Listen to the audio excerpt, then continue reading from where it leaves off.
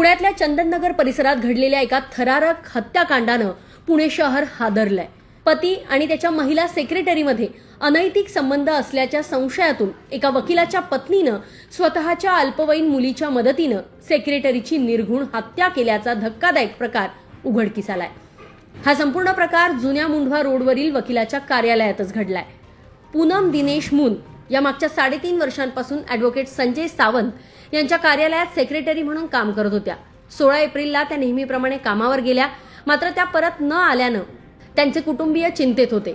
दरम्यान वकिलाची पत्नी स्वाती सावंत हिला पती पूनम यांच्यामध्ये अनैतिक संबंध असल्याचा संशय होता आणि याच संशयातून तिने आपल्या 13 वर्षाच्या मुलीसह पूनम यांचे हातपाय बांधून बॅटनं डोक्यावर आणि चेहऱ्यावर वार करत त्यांची हत्या केली आहे।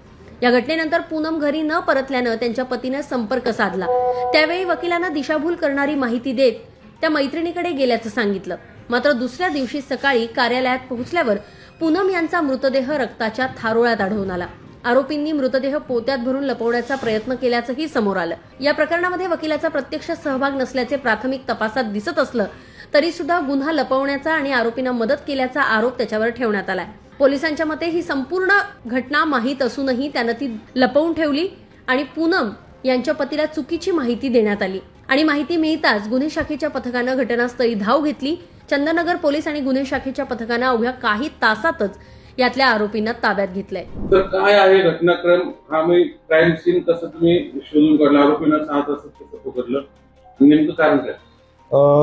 Chandannagar police station CR number 161/26 BNS कलम 103(1), 61(2), 35 ॲट्रॉसिटी ॲक्ट, कलम 32 VA हा गुन्हा पोलीस स्टेशनला दाखल झाला होता। फिर्यादीनामे दिनेश उद्धवराव मून, राहणार गणेशनगर येरवडा, आणि त्याची पत्नी नामे पूनम दिनेश मून हिचं ॲडव्होकेट संजय सावंत याच्याशी प्रेम संबंध असल्याच्या संशयावरून ॲडव्होकेट सावंत आणि त्यांची पत्नी स्वाती सावंत आणि त्यांची मुलगी यांनी कट कारस्थान रचून त्याच्या पत्नीचा खून केला अशी आपल्याकडे फिर्याद दाखल झाली।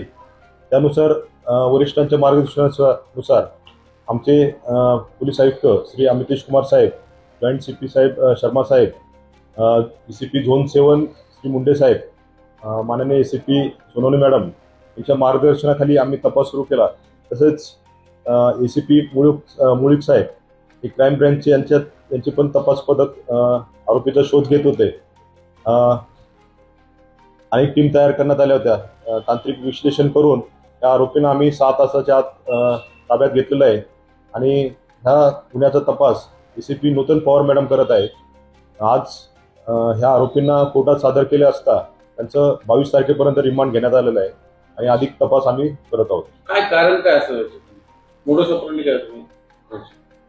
त्यांनी प्लॅनिंग करून ह्या 3 आरोपींनी प्लॅनिंग करून ह्या महिलेला त्यांच्या ऑफिसमध्ये बोलवलं होतं आणि त्यांच्यामध्ये वाद झाला आणि त्यांनी पोत्याच्या आणि याच्या साह्याने बॅटीच्या साह्याने त्यांना वार करून त्यांना त्याचा खून केलेला आहे। सध्या ती कामाला होती का तिथं? कामाला होती तिथे ती। कारण काय सांगितलं मी? त्यातनं रागातनं मी त्याचा सहभाग कसा आहे?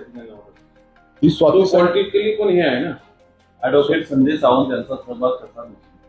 त्याच्यामध्ये यांनी पूर्ण प्लॅनिंग करून हा खून केलेला आहे। त्यामुळे आपण कटकारस्थांचं कलम 102 पण लावलेलं आहे आणि अधिक तपास आमचा सुरू आहे। ते पुण्यात नव्हते असं समजतंय ॲडव्होकेट संजय सावंत।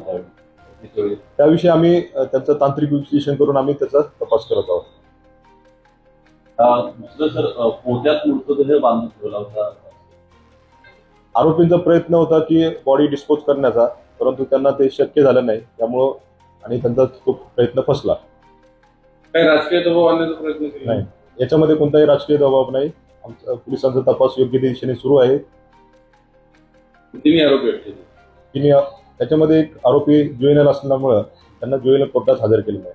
तर मृतदेह दोरीने बांधून ठेवला होता, बॅटनं किंवा आणखी काय काय हत्यार वापरलं मारण्यासाठी, मर्डर करण्यासाठी?